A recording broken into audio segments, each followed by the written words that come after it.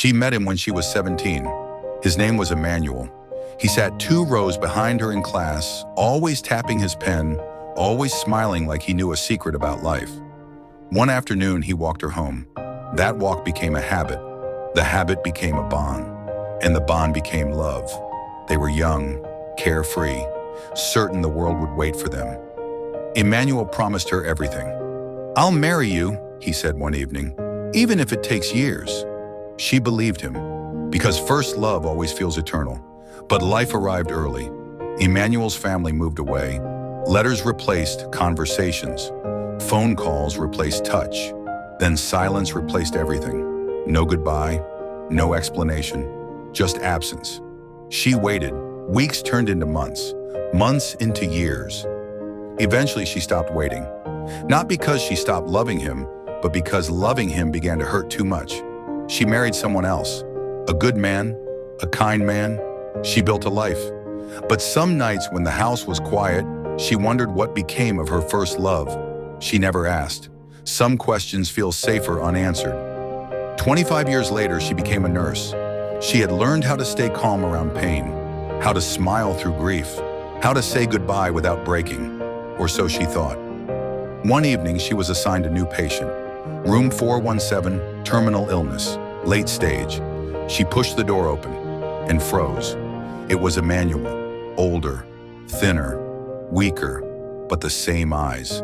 The same eyes that once looked at her like she was the only thing that mattered. He recognized her instantly. "Anna," he whispered. Her knees nearly gave out. All the years collapsed into that moment.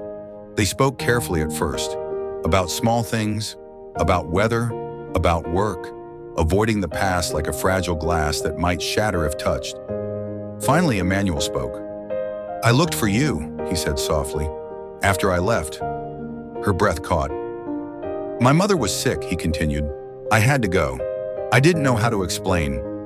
And then time passed. Tears filled his eyes. "I was afraid you'd hate me." Anna sat beside him. "I waited," she whispered, "for a long time." Silence wrapped around them. Not angry silence, just heavy truth. Days passed. Anna stayed longer than her shift required. She adjusted his pillows, held his hand, read to him when he was tired. They laughed softly about old memories. Their first walk, their first argument, their first kiss. One night, Emmanuel said, "You were my first love." Anna smiled sadly. "You were mine too." His condition worsened. Machines replaced conversations. Beeping replaced laughter. Anna knew what was coming. She had seen it too many times. But this time, she wasn't ready. On his final night, the room was quiet. Emmanuel's breathing was shallow. Anna held his hand. "I never stopped loving you," he whispered. Her tears fell freely now. "I loved you in every lifetime," she replied. He smiled weakly. "I'm sorry I left without goodbye." Anna leaned closer. "Then let this be our goodbye," she said. She kissed his forehead, softly, gently. The way you say goodbye to someone you'll never forget. The monitor went flat. The room filled with silence. Anna stood there trembling. She had said goodbye many times before, but never like this. Later that night, she stepped outside the hospital.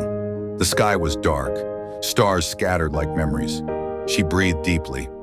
Some loves don't return to stay. They return to be finished properly. Your first love never really leaves. Sometimes it just waits to say goodbye.